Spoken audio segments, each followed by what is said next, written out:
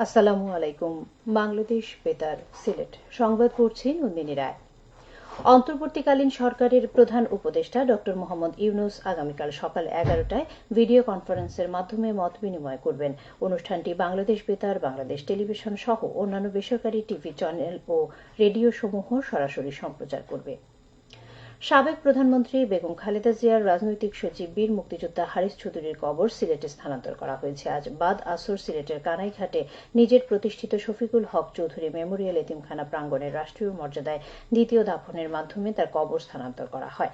এর আগে হারিস চৌধুরীর দেহাবশেষ নিয়ে সিলেট মহানগরের শাহী ঈদগাহে সংক্ষিপ্ত সমাবেশ শেষে মোনাজাত করা হয়। এ সময় বিএনপি চেয়ারপারসনের উপদেষ্টা ড এনামুল হক চৌধুরী সহ জেলা ও মহানগর বিএনপির নেতৃবৃন্দ উপস্থিত ছিলেন। জেলা প্রশাসক মোহাম্মদ শের মাহবুব মুরাদ বলেছেন, গ্রাম আদালতকে কার্যকর ও শক্তিশালী করতে ব্যাপক প্রচার অত্যাবশ্যক।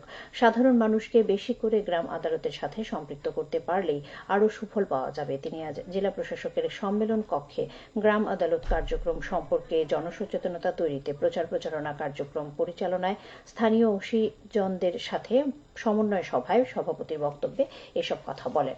সভায় বক্তব্য রাখেন স্থানীয় সরকার বিভাগের উপপরিচালক সুবর্ণা সরকার, জেলা লিগ্যাল এইড অফিসার বিশ্বশের সিংহ, জেলা সমাজসেবা কার্যালয়ের উপপরিচালক মোহাম্মদ আব্দুর রফিক ও সিলেট প্রেস ক্লাবের সাধারণ সম্পাদক মোহাম্মদ সিরাজুল ইসলাম।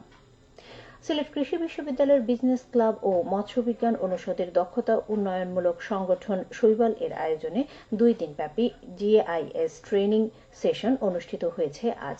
সেশনটিতে রিসোর্স পার্সন হিসেবে উপস্থিত ছিলেন শেরেবাংলা কৃষি বিশ্ববিদ্যালয়ের অ্যাডজাক্ট ফ্যাকাল্টি মেম্বার সব্যসাচী নিলয়। প্রশিক্ষণ শেষে আমন্ত্রিত অতিথিবৃন্দ কুইজ ও অ্যাসাইনমেন্ট পর্বে বিজয়ীদের পুরস্কার ও সার্টিফিকেট প্রদান করেন। 2 দিনব্যাপী এই কর্মশালায় 30 জন প্রশিক্ষণার্থী অংশগ্রহণ করেন। আজ 47তম বিসিএস এর আবেদন শুরু হয়েছে। চলবে আগামী 31শে জানুয়ারি রাত 11:59 পর্যন্ত। পিএসসি সূত্র জানায়, 47তম বিসিএস পরীক্ষা থেকে আবেদন ফি ও মৌখিক পরীক্ষার নম্বর কমানো হয়েছে। এই বিসিএস এ মৌখিক পরীক্ষার নম্বর 200 থেকে কমিয়ে 100 করা হয়েছে।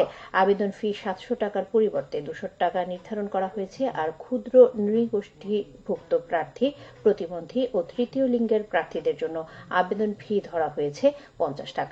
সরকারি কর্ম কমিশন এই বিজ্ঞপ্তি প্রকাশ করে। বিজ্ঞপ্তি অনুযায়ী 47তম বিসিএস এ ক্যাডার পদের সংখ্যা 3487 আর নন ক্যাডার পদের সংখ্যা 201।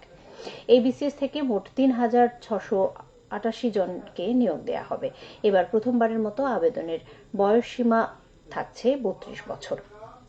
সন্তানকে সুশিক্ষিত ও সুনাগরিক হিসেবে গড়ে তুলতে সচেতনতামূলক সমাবেশ অনুষ্ঠিত হয়েছে আজ মৌলভীবাজারে। সদর উপজেলার আমতলী সরকারি প্রাথমিক বিদ্যালয়ে অনুষ্ঠিত সমাবেশে প্রধান অতিথি ছিলেন জেলা প্রাথমিক শিক্ষা অফিসার মোহাম্মদ খোরশেদ আলম।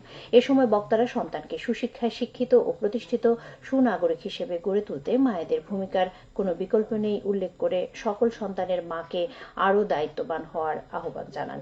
এতে 250 শতাধিক মা উপস্থিত ছিলেন। তথ্য অধিদপ্তর এর আয়োজন করে। সিলেটের জৈন্তাপুর উপজেলার রাংপানি ক্যাপ্টেন রশিদ স্কুল ও কলেজে মত বিনিময় সভা ও ফ্রি মেডিকেল ক্যাম্প অনুষ্ঠিত হয়েছে আজ। সিলেট ব্যাটালিয়ন 48 বিজিবির উদ্যোগে সভায় প্রধান অতিথি ছিলেন 48 বিজিবির অধিনায়ক লেফটেন্যান্ট কর্নেল মোহাম্মদ হাফিজুর রহমান। সভায় বিজিবি পক্ষ থেকে সীমান্তে সুরক্ষা ও মানুষের জানমাল রক্ষায় জনসচেতনতামূলক বক্তব্য ও দিক নির্দেশনা দেওয়া হয়। বক্তব্যে বলা হয়, সীমান্ত সুরক্ষায় বিজিবির তৎপরতা অব্যাহত আছে। এ সময় নিষেধাজ্ঞা অমান্য করে সীমান্ত অতিক্রম করে কিংবা সীমান্ত ঘেঁষা এলাকা পরিহার করে চলতে জনসচেতনতা সৃষ্টির আহ্বান জানানো হয়। পরে border guard Bangladesh, Sylhet battalion 48 বিজিবির উদ্যোগে ফ্রি মেডিকেল ক্যাম্প অনুষ্ঠিত হয়। এ সময় সীমান্তবর্তী এলাকা এবং প্রান্তিক এলাকা থেকে আগত নারী, পুরুষ ও শিশুরা বিনামূল্যে চিকিৎসা সেবা ও ঔষধ গ্রহণ করেন। খেলার খবর। সিলেটের গোয়াইনঘাট সরকারি মডেল উচ্চ বিদ্যালয় মাঠে আন্তঃ ইউনিয়ন ক্রিকেট টুর্নামেন্টের ফাইনাল ম্যাচের পুরস্কার বিতরণী অনুষ্ঠান সম্পন্ন হয়েছে আজ। ফাইনাল খেলায় রুস্তমপুর ইউনিয়ন দলকে পরাজিত করে চ্যাম্পিয়ন হওয়ার গৌরব অর্জন করে বিছনাকান্দি ইউনিয়ন দল। উপজেলা ক্রিকেট অ্যাসোসিয়েশন এর আয়োজন করে। এবারে শুনুন কৃষি সংবাদ। বোরো মৌসুমে আধুনিক পদ্ধতিতে মানসম্মত বীজতলা প্রস্তুত এবং সুস্থ সবল চারা উৎপাদন বিষয়ে দিনব্যাপী প্রশিক্ষণ কর্মসূচি অনুষ্ঠিত হয়েছে আজ মৌলভীবাজারে। এতে উপজেলার 11টি ইউনিয়নের 222 জন কৃষক কৃষানী অংশ নেন। জেলা কৃষি সম্প্রসারণ অধিদপ্তর এর আয়োজন করে।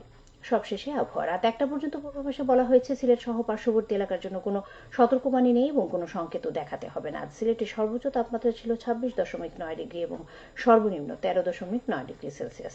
বাতাসের আর্দ্রতা ছিল সকালে 82 এবং সন্ধ্যায় 70%। আগামীকাল সিলেটে সূর্যোদয় হবে ভোর 6:37 এবং অস্ত যাবে সন্ধ্যে 5:13। সংবাদ শেষ হলো।